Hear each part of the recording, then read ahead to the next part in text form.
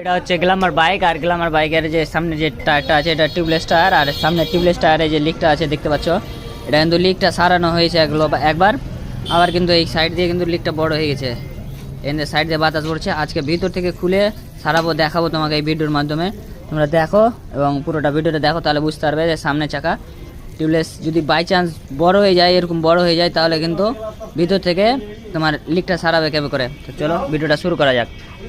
তো ফাইনালি আমি এখানে টায়ারটা খুলছি, শুরু করে দিলাম।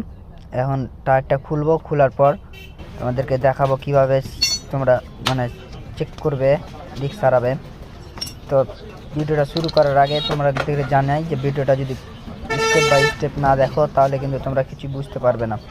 অতএব শুরু থেকে শেষ পর্যন্ত দেখো ভিডিওটা, তাহলে বুঝতে পারবে। আর আমার চ্যানেলটা যদি সাবস্ক্রাইব করে না থাকো তাহলে সাবস্ক্রাইব করে দিবে, এরকম নিত্য নতুন ভিডিও পেতে থাকবে, কারণ আমি এরকম রেগুলার ভিডিও পোস্ট করতে থাকি। তো মূল কথায় আসা যাক, এবং আমি ভিডিওটা এই কারণে মানে স্কিপ করে দিচ্ছি কারণ এই ভিডিওটা অনেক বড় হয়ে যাবে এবং স্টেপ বাই স্টেপ তোমাদেরকে দেখানোর জন্য আমি কিন্তু ভিডিওটা বড় করেছি।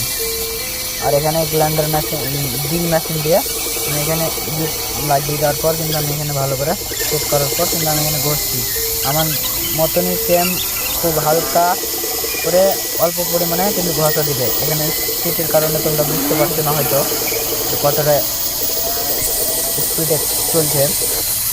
পট্টিটার মতন সাইজ করে তোমাকে এখানে মাপ করে কিন্তু একটা চেক করে নেবে যে মাপে হচ্ছে কিনা, মাপে করার পর কিন্তু এই ঘষাটা মারবে, নাহলে কিন্তু অসুবিধা হবে।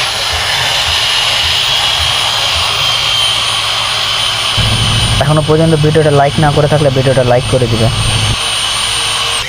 তো ফাইনালি আমার ঘষা কমপ্লিট। আর এই যে মাপটা দেখতে পাচ্ছ পট্টির মাপটা সেম। এই যে দেখো এই পট্টি থেকে কিন্তু বাইরে বেশি একটু ঘষতে হবে, কারণ ভিতরে যদি না ঘষা যদি না থাকে তাহলে কিন্তু পট্টি উঠে পালিয়ে যাবে। তো অতএব আর এই যে দেখতে পাচ্ছ এখানে কত স্মুথলিভাবে ঘষেছি। এই যে এই সাইডের যে ধারগুলো আছে ধারগুলো স্মুথলিভাবে না ঘষলে কিন্তু এই পট্টি কিন্তু লাস্টিং করবে না, বেশি দিন লাস্টিংও করবে না, এবং এটা উঠে যাওয়ার সম্ভাবনা থাকে বা বাতাস লিকেজ করে দেওয়ার সম্ভাবনা থাকে। তো অতএব এই পট্টি মাপ করে এই জায়গাটা কাটার চেষ্টা করবে। তো এখন ঘষা কমপ্লিট হয়ে গেছে, দেখতে পাচ্ছ কি ফিনিশিং আছে। আর এখন এই সাইডে দেখতে পাচ্ছ এগুলো সব হাওয়ার মেশিন দিয়ে ভালো করে ক্লিন করব, তারপরে আঠা দিয়ে এটা পট্টিটা বসাবো। তো তোমরা দেখো ঘষার পর এটা ভালো করে ক্লিন করা খুব জরুরি, কারণ যখন ক্লিন না করে থাকবে তখন কিন্তু এইভাবে তুমি যখন আঠাটা দিয়ে লাগাবে তখন কিন্তু সেই গুঁড়িগুলো তোমার ওই পট্টির নিচে থাকতে গেলে কিন্তু অসুবিধা করবে।